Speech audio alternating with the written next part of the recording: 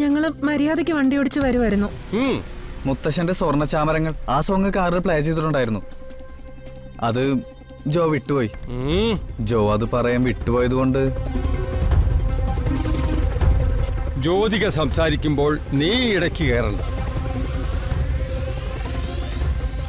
എന്നിട്ട് അത് നാട്ടിൻപുറമല്ലേ മുത്തശ്ശ, റോഡ് ടാർ ചെയ്തിട്ടില്ലല്ലോ. കാറൊരു വളവ് തിരിഞ്ഞപ്പോ സ്വാഭാവികമായി കുറച്ച് പൊടി പറന്നു. ഒരു അല്പം പൊടി അവിടെ കച്ചവടം ചെയ്തോണ്ടിരുന്ന ഈ സ്ത്രീയുടെ മേല് വീണു. ഞങ്ങളത് അറിയുന്നേ ഇല്ല. അയ്യോ മുത്തശ്ശ, ഇത് അങ്ങനെയൊന്നും.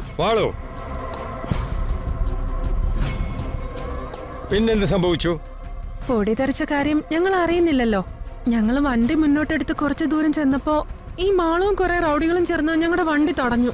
അയ്യോ, അത് റൗഡികളൊന്നും അല്ല. നിന്നോടാ പറഞ്ഞത് മിണ്ടാതിരിക്കാൻ.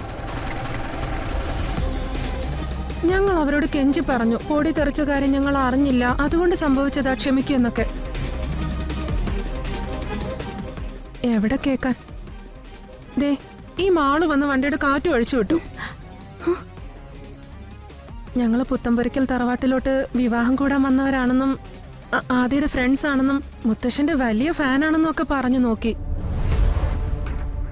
പക്ഷേ ഈ കുട്ടി അതൊന്നും ചെവി കൊണ്ടില്ല. ജോ മുത്തശ്ശന്റെ ഫാനാന്ന് പറഞ്ഞിട്ടും ഈ കുട്ടി അതൊന്നും മൈൻഡ് ചെയ്തില്ല. ഇല്ലെന്നേ, അതല്ലേ എനിക്ക് വിഷമമായത്. ഇതൊക്കെ കള്ളോ മുത്തശ്ശ? നിന്നോടാ പറഞ്ഞത് മിണ്ടാതിരിക്കാൻ.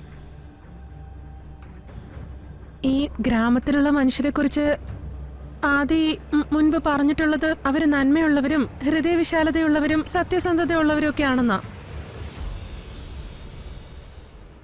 പക്ഷേ ഇങ്ങനെയുള്ളവരും ഈ ഗ്രാമത്തിലുണ്ടെന്ന് അനുഭവത്തിലൂടെ ഇന്ന് പഠിച്ചു.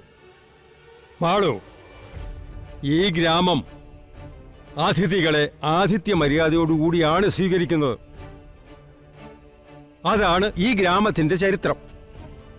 നീ ചെയ്തത് കുറച്ച് കടന്നുപോയില്ലേ? മുത്തശ്ശ, എനിക്ക് പറയാനുള്ളത് കൂടി മുത്തശ്ശനൊന്ന് കേൾക്ക്. ജ്യോതികയ്ക്ക് ഇനി കൂടുതൽ എന്തെങ്കിലും പറയാനുണ്ടോ?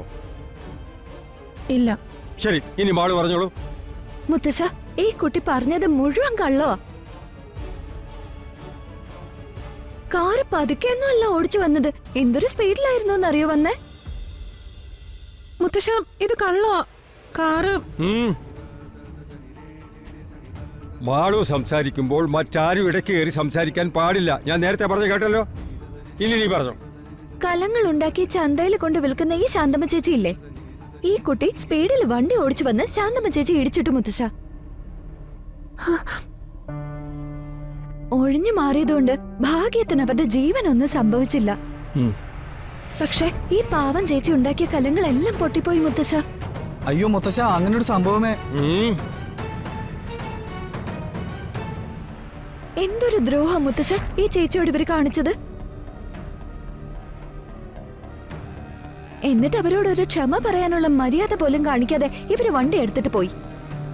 അത് തെറ്റല്ലേ മുത്തശ്ശ? നമ്മൾ കാരണം മറ്റുള്ളവർക്കൊരു വിഷമം ഉണ്ടായാൽ അവരോട് ക്ഷമ പറയുന്നല്ലേ മുത്തശ്ശ മനുഷ്യത്വം? അതല്ലേ മര്യാദ? അതിവര് കാണിച്ചല്ലേ മുത്തശ്ശ? അതുകൊണ്ടാ ഇവരുടെ വണ്ടി ഞാൻ തടഞ്ഞത്.